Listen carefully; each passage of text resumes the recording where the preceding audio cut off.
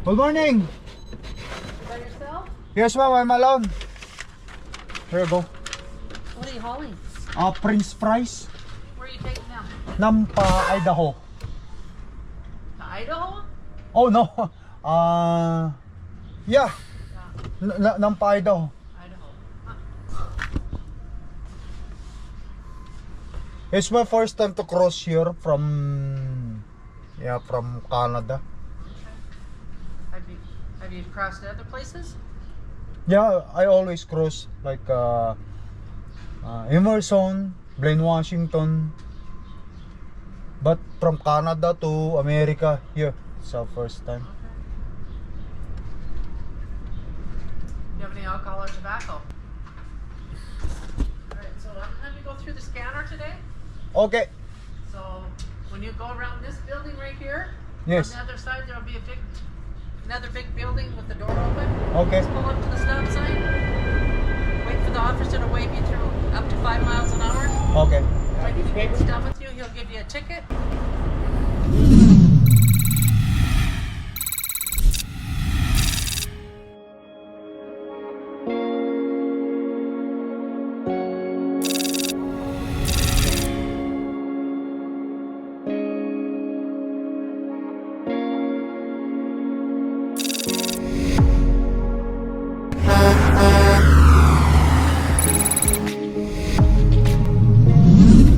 In 1.25 miles, keep right to US 52. Alright guys, yan. Good morning. Nababalik tayo. At nandito na tayo ngayon sa North Portal, North Dakota.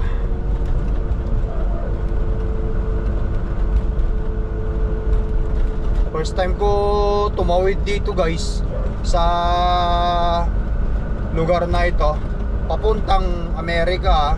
Ngayon lang talaga. I've been a truck driver for since 2018. Wow! Oh no, since 2016. Kasi 2013 kami dumating, na-PR kami hanggang 2016. Tapos nakakuha rin ako ng class 1 ko ng 2016. Yan.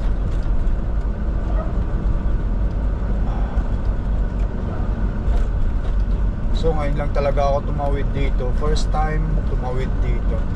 Bababa tayo. Sarado ko muna yung aking reaper. Ito lang muna. Unahin ko na nga lang muna yan.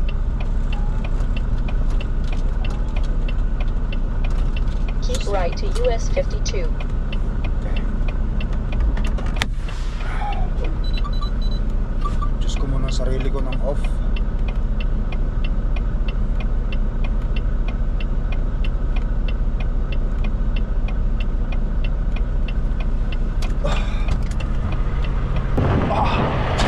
Sarado muna natin.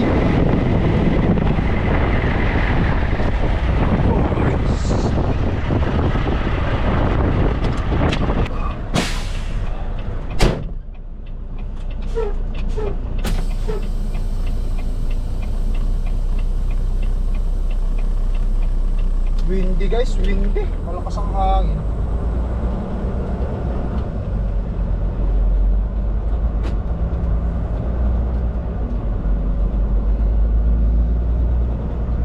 North Portal.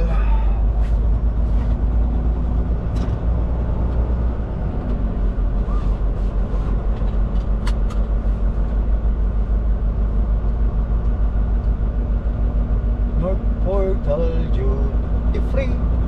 Duty free.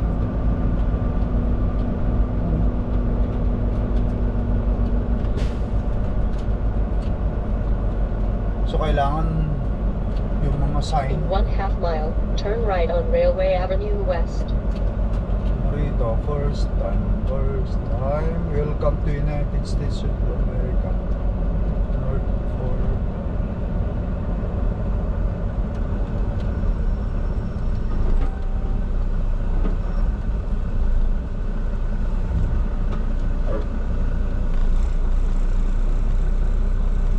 commercial lane 3.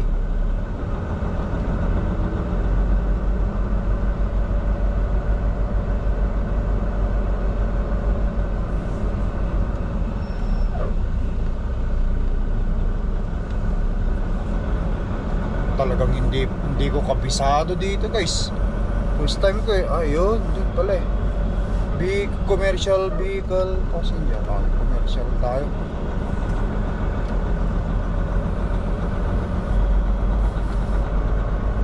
Ayan, tandaanan lang natin yung sign na yan. Ngayon ito.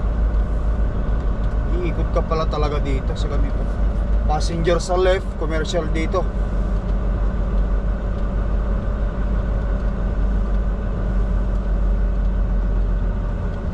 Okay, so stop. Stop here until vehicle ID is released.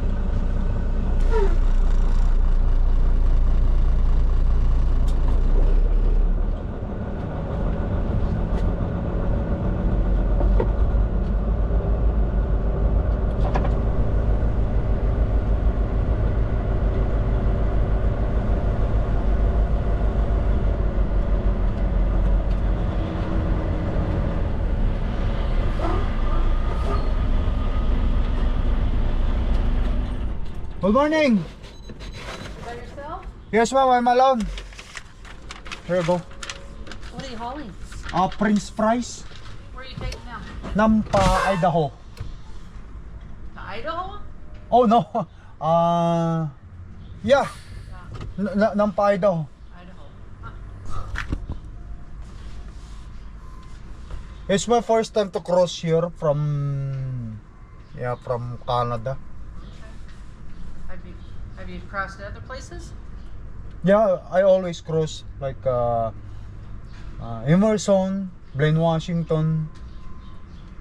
But from Canada to America, here, it's our first time. Do you have any alcohol or tobacco? No, ma'am. Fresh fruits, fresh vegetables? Only broccoli. Broccoli? Yeah, broccoli. Yeah, broccoli. And the rest is cooked meat, cooked fish, boiled potato.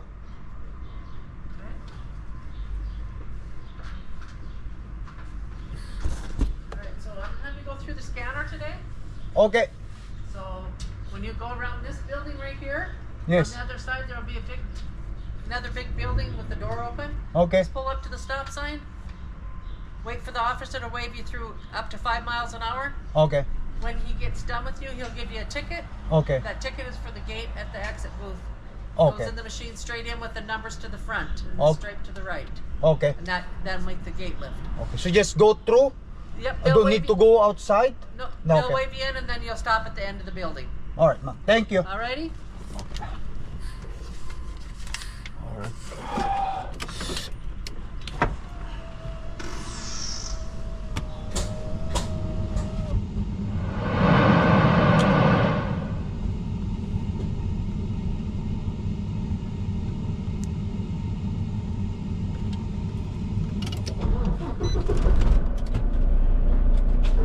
Okay, guys. Meron tayong exit. Scanner.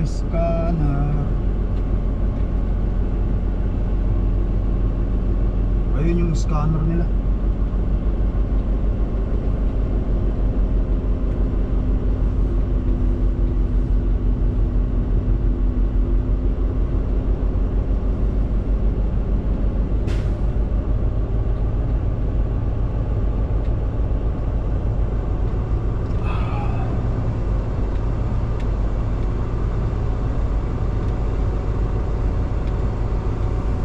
Ito yata yung scanner nila. Ito yung building na to eh.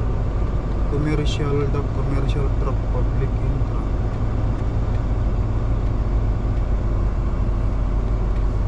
Ito yata yung scanner ito.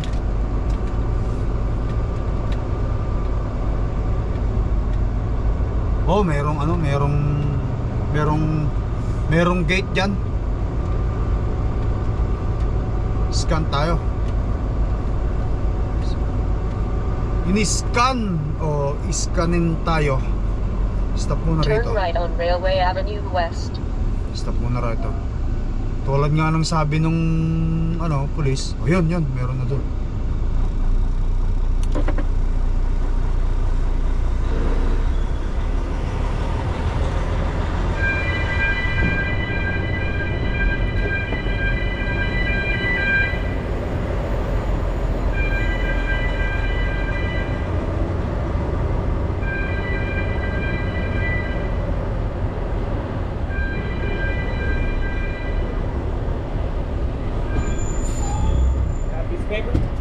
Paper, sir.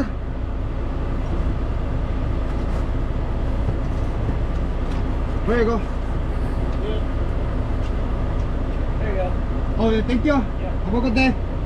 Alright, guys.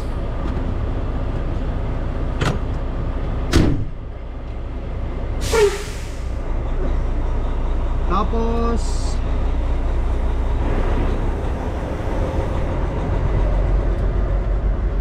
dito ako rito.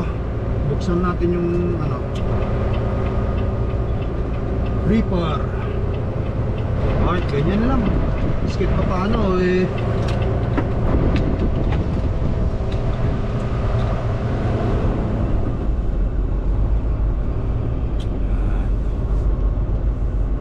Saglitan lang pala yung scanan guys. Scan nila.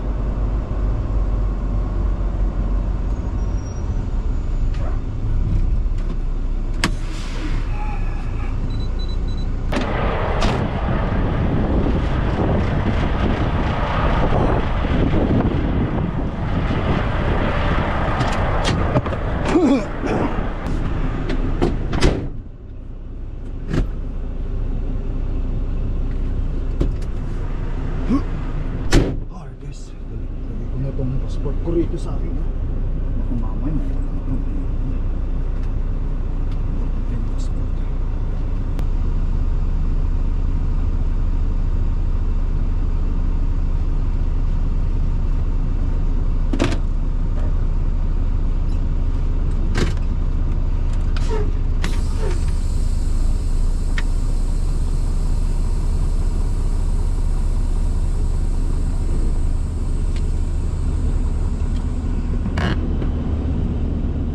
Orchestra.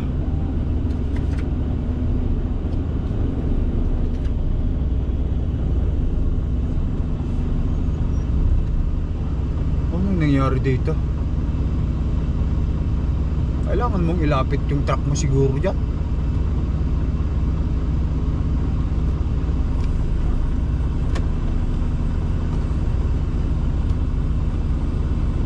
Sabi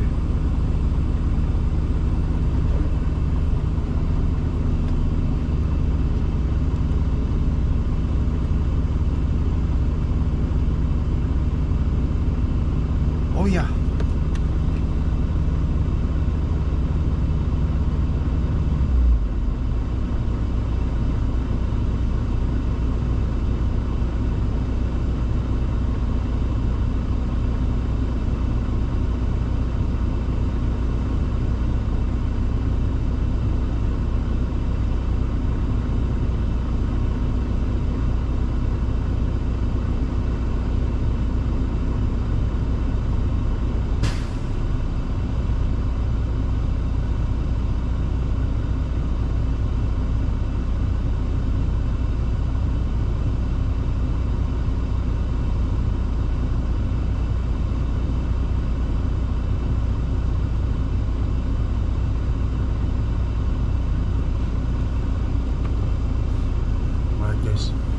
Nagtataka ako dito sa bangko na to.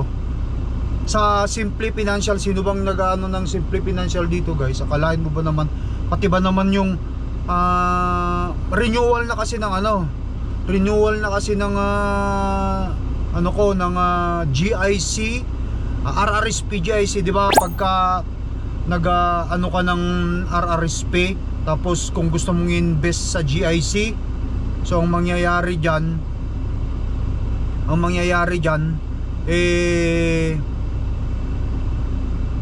malapit na mag-mature, so in-invest mo ng 3 years, nakalock in, di mo yun mawi-withdraw yung RRSP.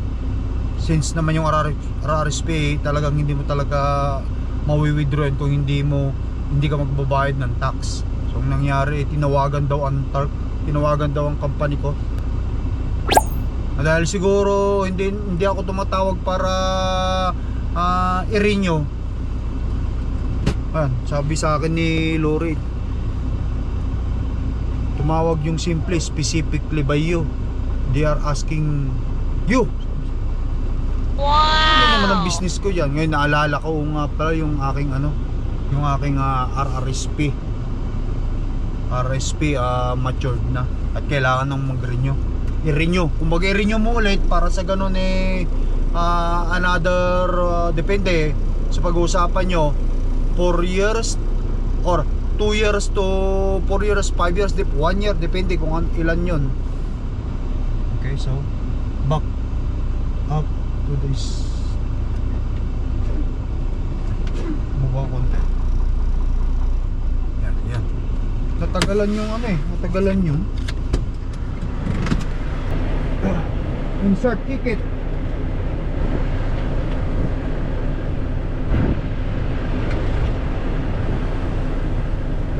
Alright.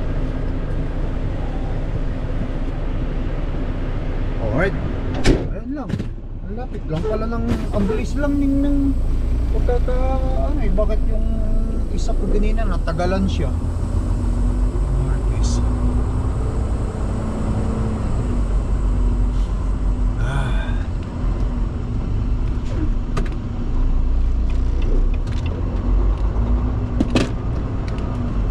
Let's go. Ayun nga yung pinapaliwanag ko. Arrive at North Portal on the right. Ayun nga guys yung pinapaliwanag ko. Kapag ka may investment ko sa bank, katulad ng mga RRSP, GIC, kasi may GIC ako Ngayon, kapag ka renewal na, tatawagan ka, akalain mo tinawagan pa yung company ko para lamang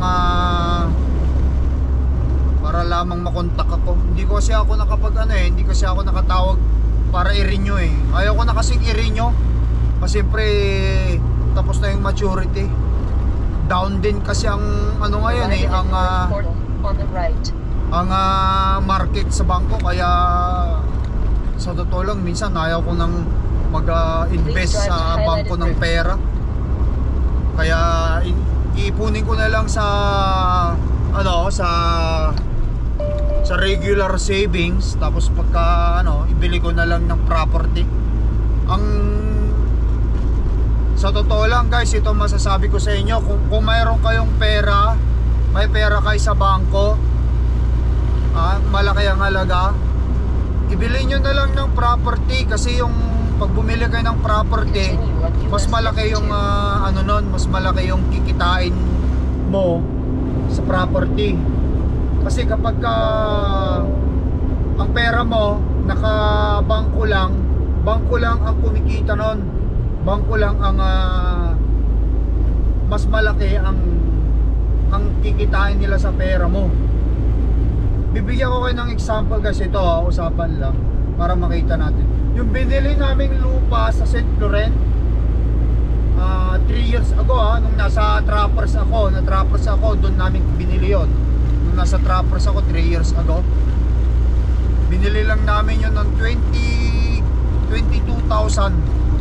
Yung 2 unit sa St. Laurent, yung 2 unit namin, 22,000 lang ang bili namin.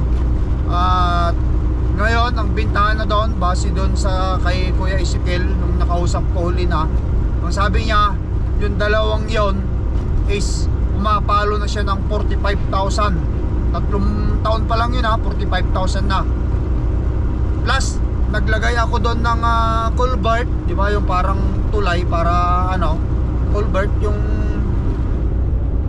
parang daanan ng mga sasakyan doon sa property namin.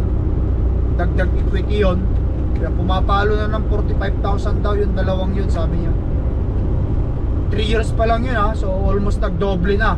Pero sa bangko mo, yung 25,000 mo sa bangko, within 3 years, hindi yan hindi yan na kikita o magigain ng interest ng almost 20,000 sa loob ng 3 taon. Never yan. Pag property, mas mabilis. Ayan guys, lang ang masasabi ko. Kaya yun siguro tumatawag sa torque. Simple. Replyan ko, that's weird, sabi ko.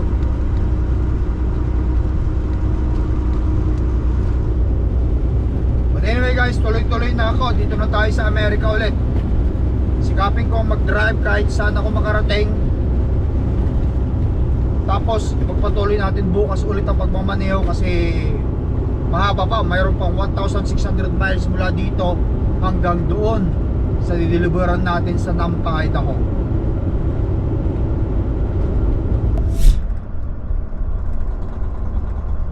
Stop right lane, only within motion. Bukas ang timbangan guys. Bukas ang timbangan. Way station open when flashing. Culverton, North Dakota, mga lodi. Small town. Turn right at the stop sign, then take the first left.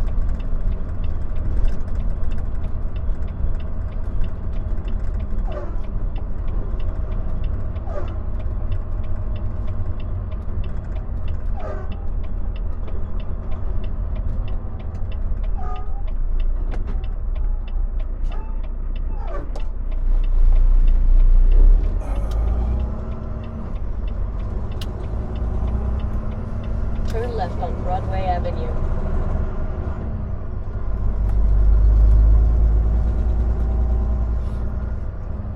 Saan ba timbangan dito?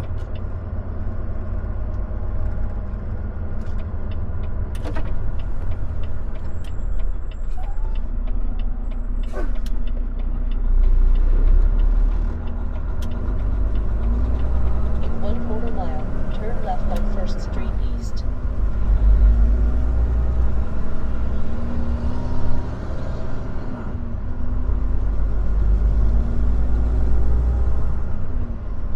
Doon, banda ron ng timbangan guys. Paikot pa gano'n.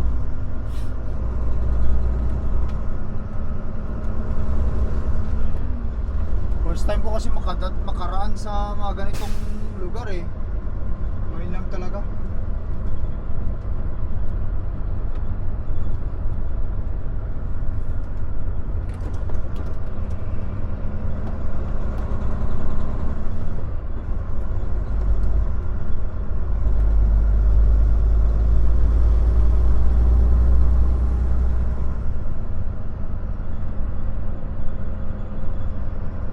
Turn left on First Street East.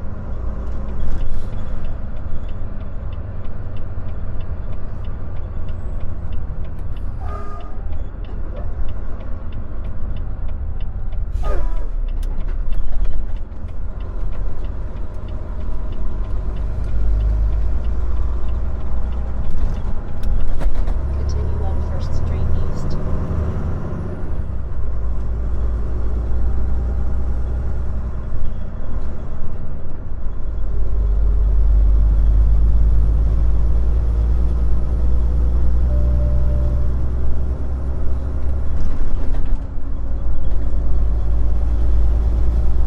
Saan ang timbangan?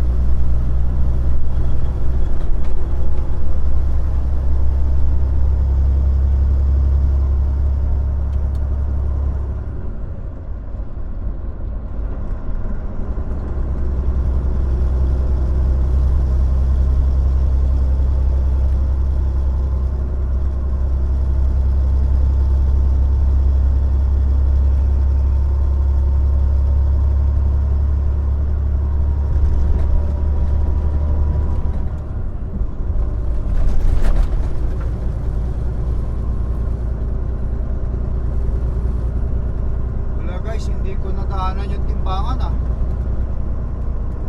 Naku, patay tayo. Baka mamay biglang habulin tayo ah. Wala nang timbangan eh. Hindi ako familiar sa timbangan na yan.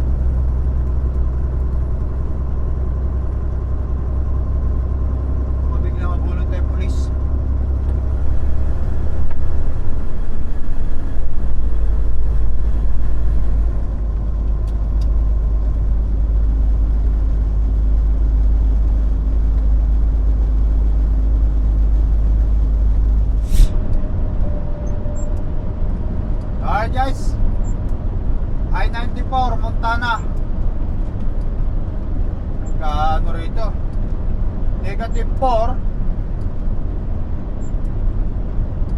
masama ang panahon, may snow. Pero hindi na siya yung tulad kanina na mahangin.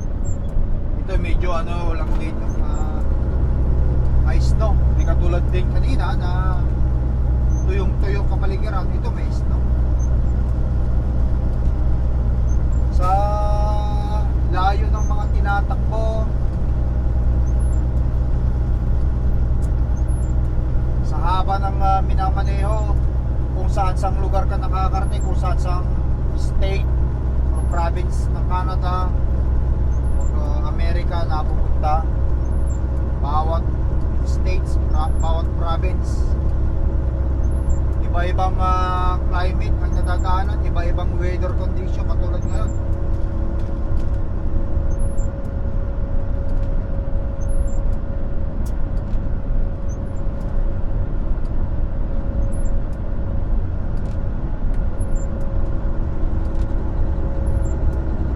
Snow. Pero sana hindi na yung ano,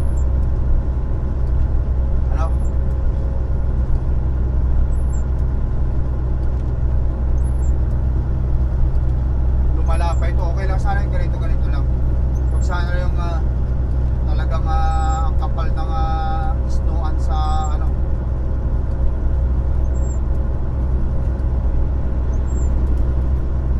sa Pipit Bulinan.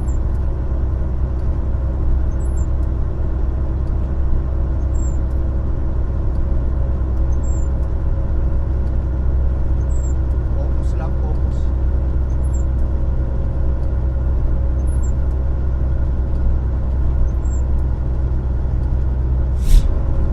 Guys, nandito na naman tayo sa mainit na lugar. Tuyong-tuyo.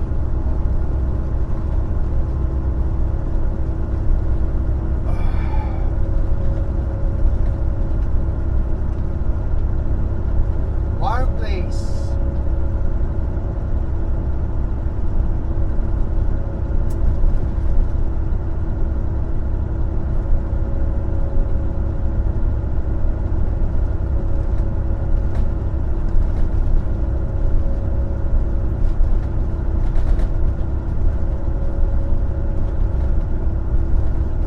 Pagkakataon tayo makita yung mga ranch, mga kabakaan dyan sa gilid-gilid.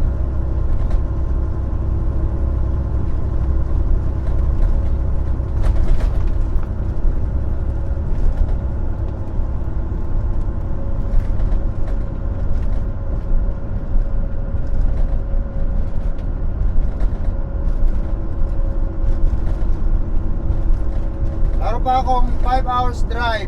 Abutin pa tayo dito ng mga hapon. Alas 2 na. Natapos siguro ako ng mga alas 6, alas 7. Tapos bukas ulit.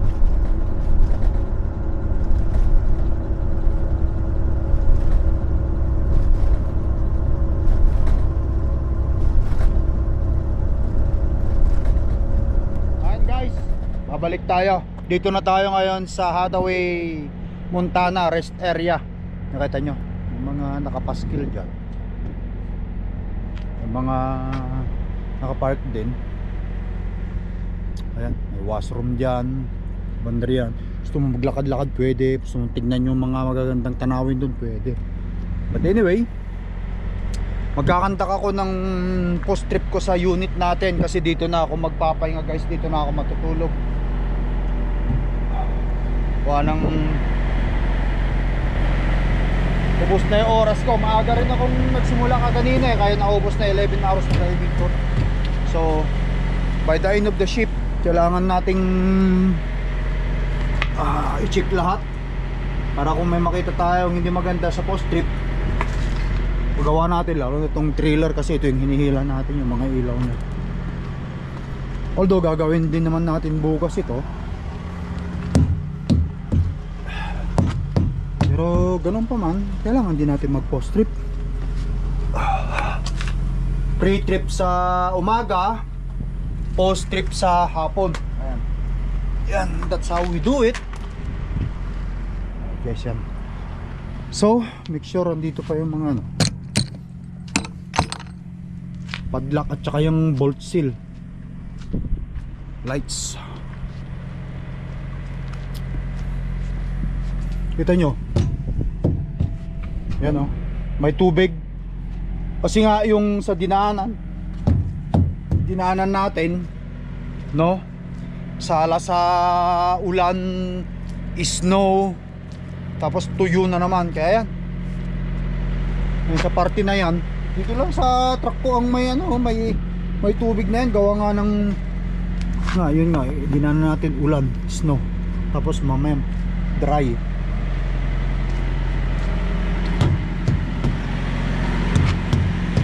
Alright. So, set point temperature minus 10, minus 6. Ayos. Alright, kunting taste ka na lang portapya. Alright guys, natapos na naman yung araw nating sa maghapon na to. Kaya pagpatuloy ko na lang bukas, may isang ship pa bukas. Paarting na ako doon sa Nampa, Idaho. Pero sa 11 pa yung aking deliveries. So, wala akong ibang gagawin ngayon kundi ito, magpapahinga, manood muna ng Netflix, mag-relax. Magandang climate dito guys, plus 6, mainit. But anyway guys, thank you for watching. Mag-ingat kayo lagi. Salamat sa panonood nyo. Salamat sa hanggang ngayon nagkasuporta pa rin sa vlog ng Lakay Truck. Kahit paulit-ulit lang na routine yung ating ginagawa sa vlog natin, nandiyan kayo, thank you pa rin guys. I love you all, peace out, see you again tomorrow, bye bye.